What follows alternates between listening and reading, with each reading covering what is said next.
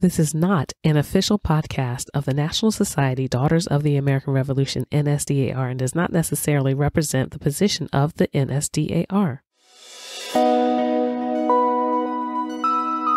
This episode is a continuation from part 1, during which Michelle Campbell began to share her story of how she became the family historian and traveled to Macon, Georgia to research her lineage. I was so overwhelmed with what I had discovered, and I just felt like I had to share it with somebody. And I was so afraid that if I passed away at a young age and I didn't get a chance to share this with somebody, this is going to be tragic.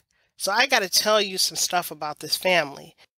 So what was in there? Tell me about this 2-hour PowerPoint presentation. What did you find that was so amazing? So for one, I had a lot of the tree. There was a lot of gaps in my tree that I was able to fill in the blanks. And so for every person that I had on the tree, I did a 1-page PowerPoint on who they were, when they were born, what they did in life, and so forth. And so I spent my time just learning about these various people in my family. And then to find out that we were a multicultural family, and that you hear these horror stories about slavery and how blacks were just treated so poorly, and you know, the master did this and that. But, you know, in actuality, our Caucasian family members were very, very warm and welcoming. And the things that they had provided our family, including land. And so it all made sense, because like when I went to Georgia, I saw all these acres of land, and I'm like, wow, we got a lot of land down here. And they said, well, yeah, we got that from 3 generations back. And I'm like, so then I learned, like, this land came from the American Revolution as part of a land grant. And when it just blew my, it's like the pieces just kept being thrown at me. And I'm like, oh, wait, okay, so he got all this land, but we're black, so how did we get this land? Because so he's who got white. the land? Who got the land? How did he get it? Because he was white and you're black. Yes, Tell me how that happened. So our patriot, Robert Hart, one of his accomplishments was being a soldier in the American Revolutionary War. And as part of a land lottery, he received almost 2,000 acres or something in one county in Georgia. And so now you start peeling back the onion, and now you realize that why the Hart family is so prominent and so successful in Macon and in the middle Georgia area. Then you start peeling the onion back further, and you say, okay, so how did we get a part of this? And so apparently, you know, this land had been passed down generation to generation to generation, and it got down to, I want to say maybe his grandson. And that is kind of where this all started, where we start having the mixed race. And so his grandson and my 3rd great grandmother had children. Was she black? She was. Do you know the story behind that? Their first son was born in 1874, and then followed by my grandmother Beulah Hart, not to be confused with my other grandmother Beulah I have been speaking about, but she's named after her grandmother Beulah in 1878, and then another daughter named Tallulah in 1879. He had a relationship with my 3rd great grandmother, Hattie Valentine was her name. She was black, and from what I've been actually told is that she was African and Native American. Was she free or a slave? Yeah, so she was born into slavery in 1855, and she had lived to be almost 100 years old. And do you know whether he was a part of the owning family? I do not. I don't know if he was actually part of the owning family, but what I can tell you is that They were a very prominent family. This is the descendant I'm talking about, a big guy, I guess, in the Civil War. And they had several properties within Bibb County and that spanned from different cities. And the family that my third great grandmother, her and her children, they lived on his property, but outside of where he lived with his family. And so he basically took care of Hetty, who is my third great grandmother, and their children.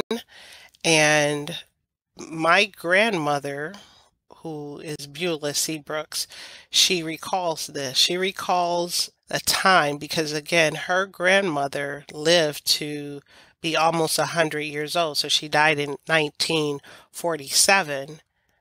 My grandmother was born in 1920. So she knew her grandmother quite well. And so she remember going to her home and seeing her on, basically she lived in the big house is what my grandmother said, which all this property, by the way, is owned by this descendant of the patriot. She What was lived in his name? the patriot is Robert Hart. His descendant is John Waller Hart. That was his grandson? Yes. And what else does your grandmother remember about going there?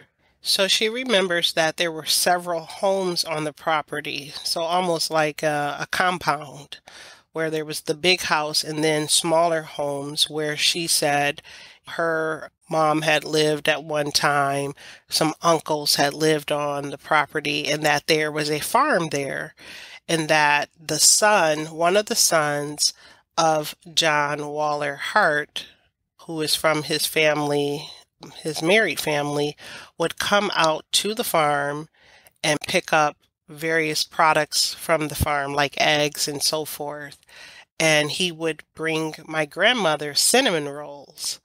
And so she remembered, like, oh, Uncle Jesse is coming and he's bringing us cinnamon rolls, and so he would come and show up and have these rolls. And she just remembered that. And so, like I said, this property, the farm and being able to get these treats from her uncle is like, it wasn't what you expected in terms of this kind of brutal treatment. They were, I would say, kind of taken care of, if you will.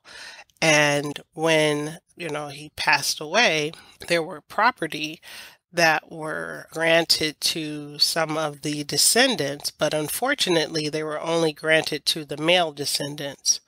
And so my second great grandmother, who was a daughter of his, did not receive property, her directly, but her brothers did. Do you know if he also had a white family? He did.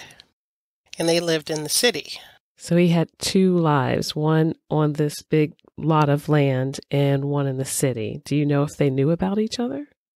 Well, I know that the son knew because he was the white son that would come to the home in the suburbs where, or I would say maybe the more rural area. And that's where he would get the eggs and bring the cinnamon rolls and what have you. And so. And he knew that the children on that property were his siblings? Absolutely. And he knew that, like I said, my grandmother would call him Uncle Jesse. And it's a really interesting story because the family owned the big bank down there. And this picture of Jesse hung for many years in the bank. And as I was doing my research, and there was like a chat board about Georgia ancestors and so forth. And a couple years had passed by, and I guess some guy ran across my request to say, does anybody have any information on Jesse Hart? Well, he sends me a picture, which, I just see this black and white picture of this white man. I'm like, okay, I don't know what he looks like. So I pack it up and I ship it to Michigan to my grandmother. And when she received it, she says, oh my gosh, how did you get this picture of my uncle? And I said, well, this guy sent it to me and asked me, did I know who he was? And would this be any help with my research? And lo and behold, this happens to be the same man that would bring the cinnamon rolls to my grandmother when she was a kid. And he owned the bank down in Macon also, as well as the family has a mortuary. It is very interesting that the town and the family tolerated knowing that John Hart had two separate families. And they went under the name Hart. So it wasn't like they used some other name like Jones or Smith. They went under the name Hart. My second great grandmother, her name is Beulah Hart. So she took her father's last name. How did you find out that Robert Hart contributed to the American Revolution? So the cousin that was already in the DAR, she had told me that we have a connection to a Revolutionary War patriot. So she's also related to or a descendant of Robert Hart? Yes. Okay. And so she was the first person that exposed me to the whole DAR and our connection to our patriot. And so just learning a little bit more about him, he actually was born in Northampton, North Carolina, and to Arthur and Martha Hart. And he actually moved from North Carolina to Burke City, Georgia. And this was about 1790. And he became a planter. Between all of this, he also fought in the war and received the land that I had talked to you about. He also was in the War of 1812. And he was a private in Captain Fort Alford's company, and then became a sergeant in Captain Allen Tooke's company. He was married 2 times to Sarah Patterson and then also Elizabeth Bowen. He had 2 boys and 4 girls, and he ended up dying actually in Jones County, and he was about 80 years old when he passed away.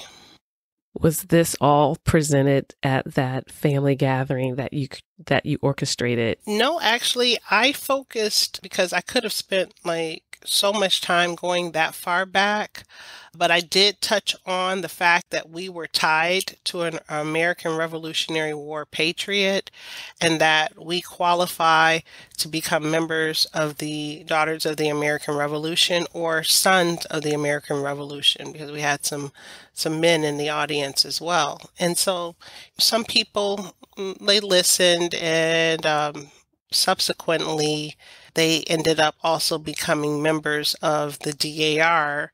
And through kind of my exposure to them about the organization and about our patriot and what it meant really to be a part of the DAR.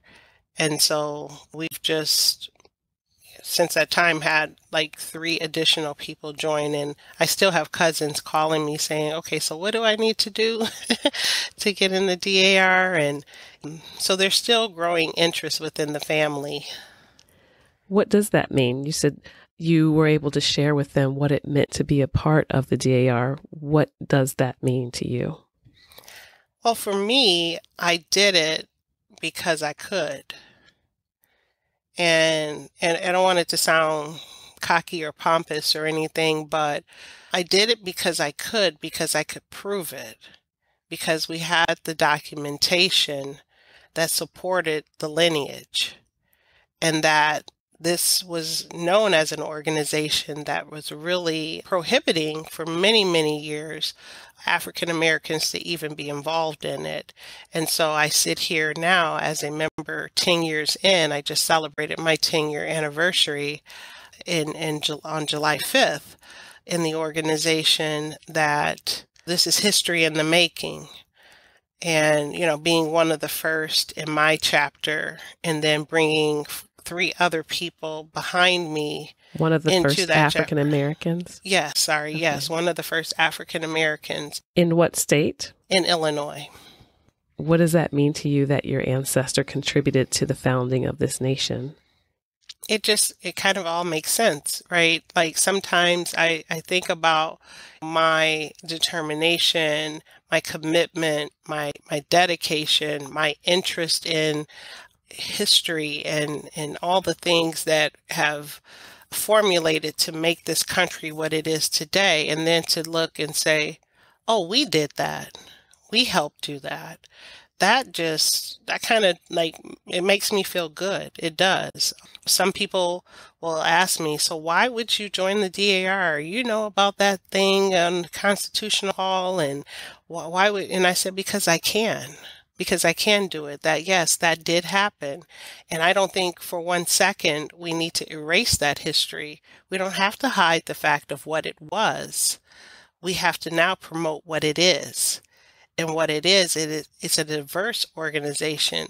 It's an organization that for many years had prohibited African Americans being a part of it, now are being accepted, now being able to prove through documentation. And then I guess hopefully soon through DNA, we'll be able to do the same thing and then get even more people in, because unfortunately, not all families have done a good job at recording through documentation. I look back and I look at these old censuses when we were able to first record ourselves as people in the census, that my family diligently performed the practice of filling out the census or providing the appropriate information to support it. So that just made my research so much easier, and I applaud them that they did that. And I sit here in 2020 and I just did a session on the importance of the census to an audience about a month ago with some of my cousins.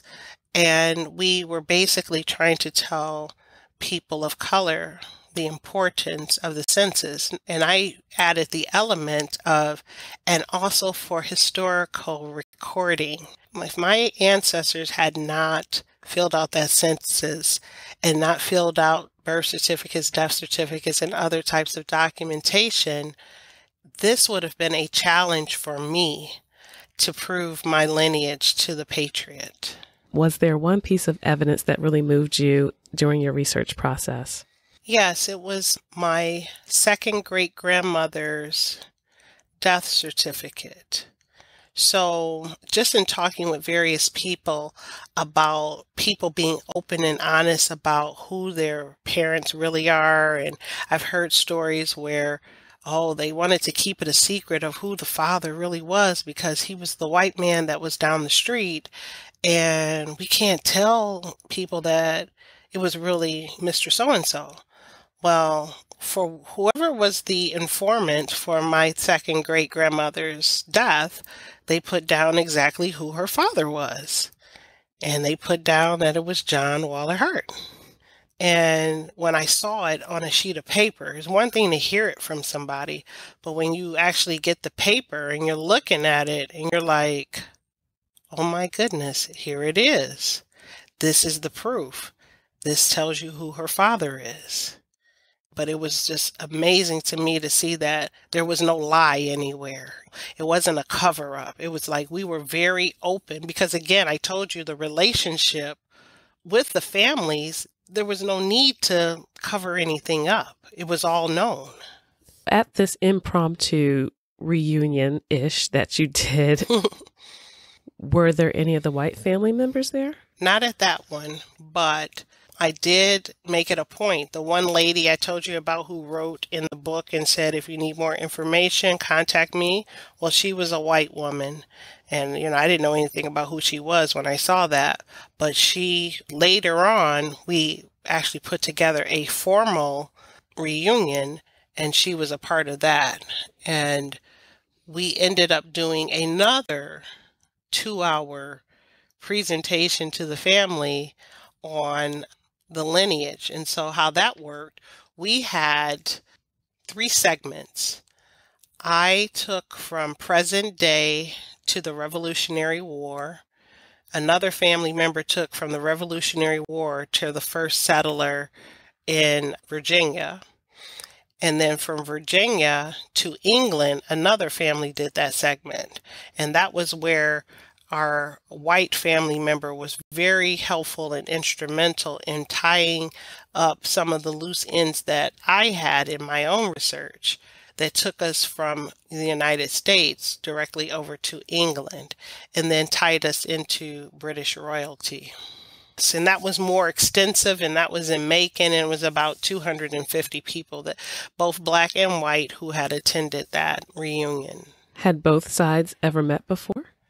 Not in that level of capacity, maybe just a couple people here and there, because some people lived in Macon. And again, there wasn't any secret about who's who, but it wasn't like they were spending time like, typical family members, but it was just an acknowledgement.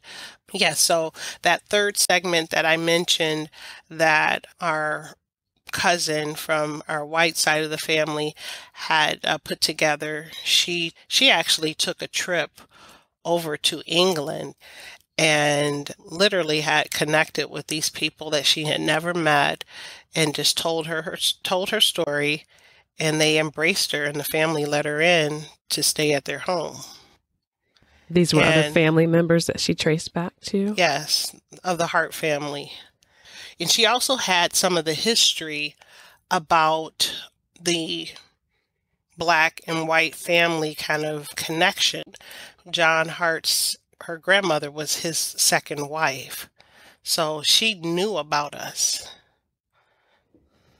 What type of stories did she tell? So she more so told it from her vantage point. She was more on the family that was in the city, right? So she was just telling me stories about how prominent the family was, how many doctors we had in the family, and how many businesses they held. And she took me to the cemetery where we have a family plot.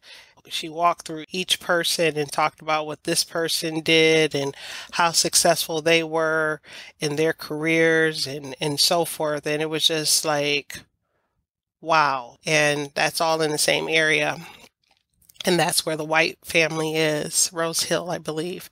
And then we went over to the Hart Cemetery, where a lot of black hearts are in there. And so we kind of learned about the two worlds. Are there other notable stories from your family lineage that you recall from that second family gathering in Macon? Well, it was an opportunity to share with the other family members about the land that we owned as a family, and that how we had built several different homes on the property. And there's a lot of land to this day that is not really cultivated. It's kind of like wildlife. Are both the black and the white descendants living on the land? No, actually, there's only a couple of black families on this particular patch of land that I'm referencing. The white family, I think, ended up having maybe multiple properties through like their businesses that they own. So they own things more so in the city. Are there other family lineage stories that are notable to you that you are proud of, such as the line to royalty? Are there some names that maybe we would recognize? Well, it goes all the way back to William the Conqueror. England was actually, I guess, under the rule and order of the Danes, the Danish. And so that's the Scandinavian side of me that comes out, because that it shows up like in DNA reports and what have you. And one of the kings, King Henry the First of England, and that was like 1068 when he was born. Well, he is my 33rd great-grandfather. Share with me some more of your other meaningful stories from your family history. Well, I wouldn't say they're all glory stories, I guess. There was a time where tuberculosis ran through some of our Hart family and killed the mom and the kids, like all in a couple of months. And so I recall seeing like these, it was like one major stone and 6 smaller stones kind of circled around it in the Hart Cemetery. And the story behind that was that these family members died so quickly, you just had to put them in the ground. And of course, they couldn't pay for like 7 funerals at one time.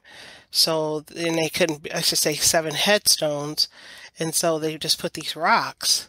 And then later in life, family members have gone back and put headstones where those rocks once were, but those rocks still remain in the cemetery as a reminder of what happened during that era. And I just thought that that was pretty tragic. You know, it's almost like COVID, right? You hear these stories about how it sweeps through an entire family, and then to hear that they were quarantined. These people who got infected with TB were quarantined in a small house in the back of their major house. And the reason I even know this story is because my grandmother went to school with one of her cousins that was in quarantine, and he was in the same classroom with her, and she saw that he hadn't been coming to school. So she walked to his home after school one day and noticed he was in this quarantined house, and she could only talk to him through the window. Well, they all ended up dying. And my grandmother was just like, yeah, you know, we had this wave of TB that went through, and it just took out a lot of people. Kind of gave me pause when I did hear about it, and then to go to the gravesite and see all these kids and their mom all buried right next to each other. Tell me about your grandmother. Was she also one of the ones who joined the Daughters of the American Revolution as a result of your research?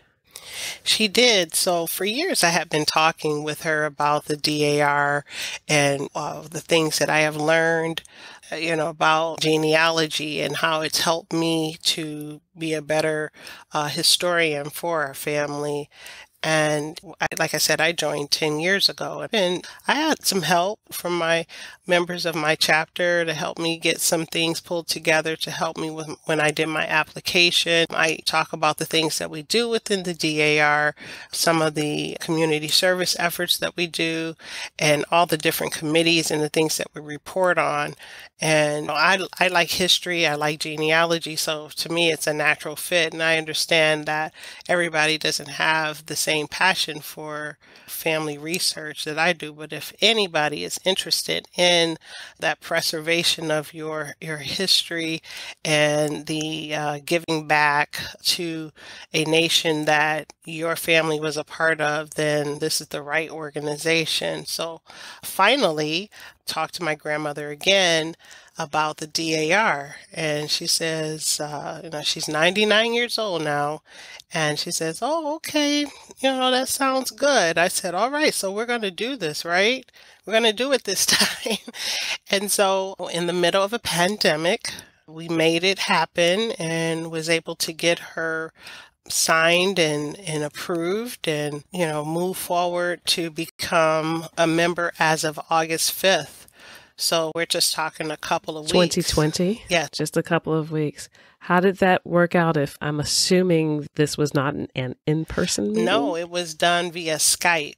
Oh, it was quite interesting because I went to Michigan and provided the documentation to the staff. She's in a senior living community, and I had talked to them beforehand and explained to them the process and that we would have the Skype meeting with my regent and my registrar to see and validate her signing her application.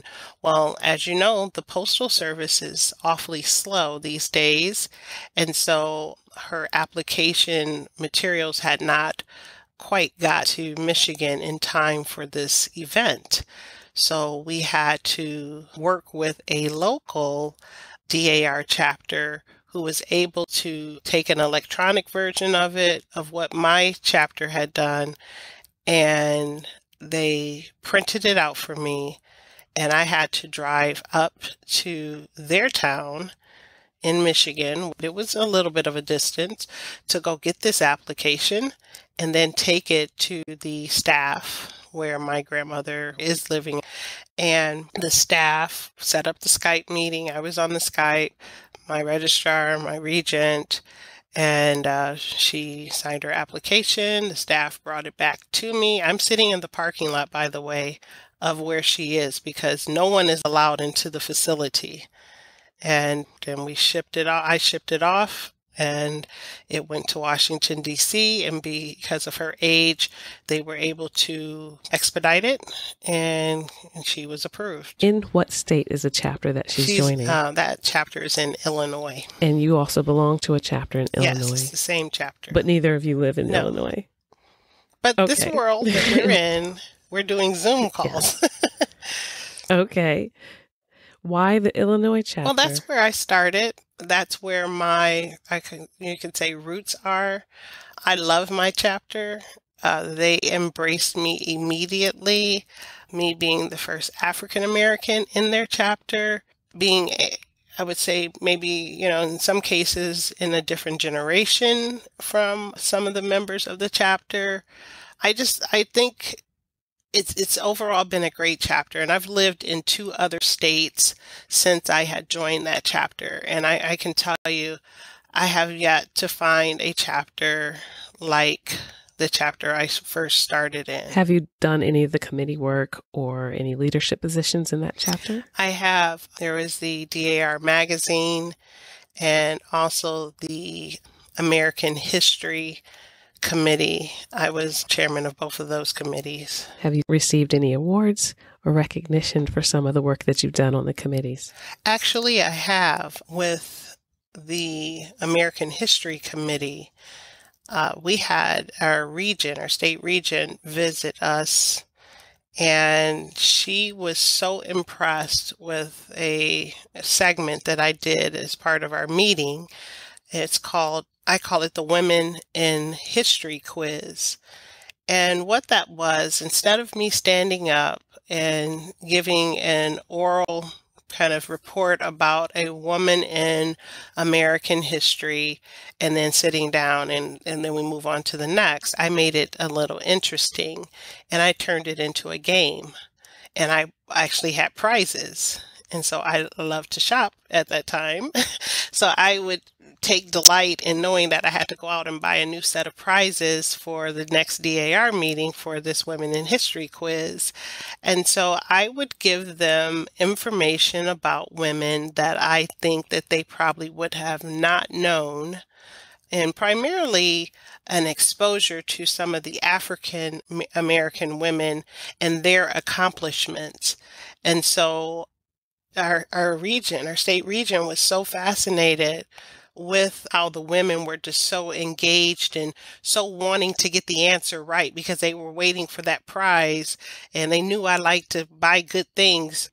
When your grandmother joined the chapter, how did they greet her? Did they have a way to find out more about her? Yeah, so it was kind of a good timing, because our August 2020 newsletter was being written at the time. And so they did a nice full-page article on her in our chapter newsletter. What did this article entail? Did it talk about her life? And share some of that with me. Yeah, so it was really kind of like a small bio, a couple of paragraphs, and some pictures. It started about her being born in 1920 and kind of in a small town called Marshallville, Georgia, being raised by her stepfather and her mother, and she had one sister, and how she met my grandfather, and they got married, and they had 5 children, and it just talked also about some of the experiences she's had over the last nearly 100 years. Things like actually migrating during the Great Migration from Georgia to Detroit, Michigan. She worked in a manufacturing subsidiary for cars. They made mirrors for the cars.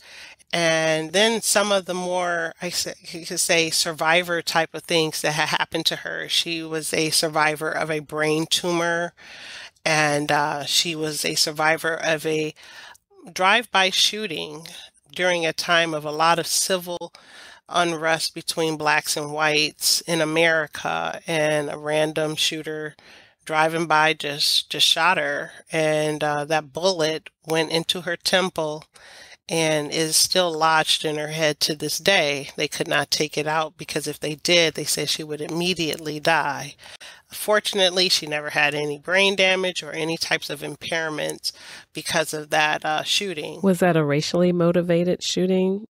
That's pretty much what it was deemed as, although they never found who the shooter was, but it was a few white guys in a vehicle kind of just hanging out the car and making noise and just shooting randomly at black people on the street.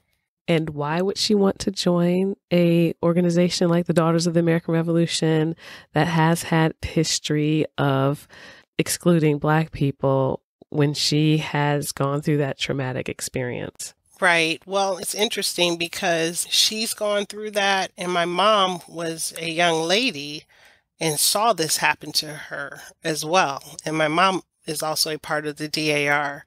But see, my family is a family of, how do I want to say, we are, first of all, there isn't any kind of racism or anything. We acknowledge that we come from a multicultural family.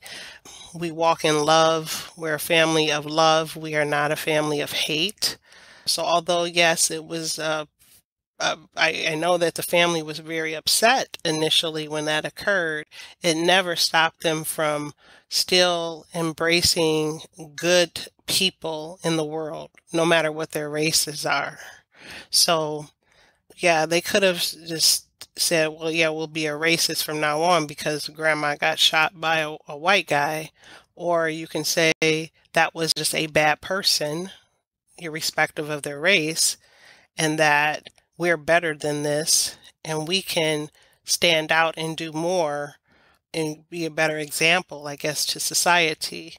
My mom is a pastor, so she constantly is talking about the acts of being a good person and following God, and things like having being racist or prejudiced or, discriminating is just not, it's not in our DNA. That's just not what we do. And your grandmother is certainly a survivor. What else has she overcome? So even like more recently, she had COVID-19, which we know, I don't know what the latest stat is in the U.S., but last I had checked, there was about 160,000 deaths associated with COVID-19, and she recovered from that, and at the age of 99. And so her saying is that I'm still getting by and I'm still alive with the help of the Lord. Our family is looking forward to the next couple of months here to celebrate her 100th birthday. You mentioned that you have other family members that have joined. Do you have children? I do. I have 2 sons, and they are both currently in the Children of the American Revolution. How did young Black boys feel about joining the Children of the American Revolution? So, in all honesty, when they were so young when they joined, they probably did not know, but they did know that they were around other kids that did fun activities, and, mom was involved with this, and some of the other moms that I associated with as part of my organization were a part of it. So they were just going along with it. But as they've gotten older, and talking to my sons and going over like with this thing about grandma just joining the DAR, I actually sat them down and talked to them about it and talked about some of the things that the DAR stands for, and that you, when you get of age, can join the Sons of the American Revolution. And I know my oldest son, he looked at me and he says, I'm going to do that. When I turn 18, I'm going to join the Sons of the American Revolution. He just turned 18 this week, in fact. So it's due time now. Why does he want to join the Sons of the American Revolution? If you hear what he says, you're going to think I'm kidding you, but he said, because my mom is amazing. My mom is not an ordinary woman, and I know this now. I realize that she's different, and she is involved in things, and she does things, and I want to be a part of something like that.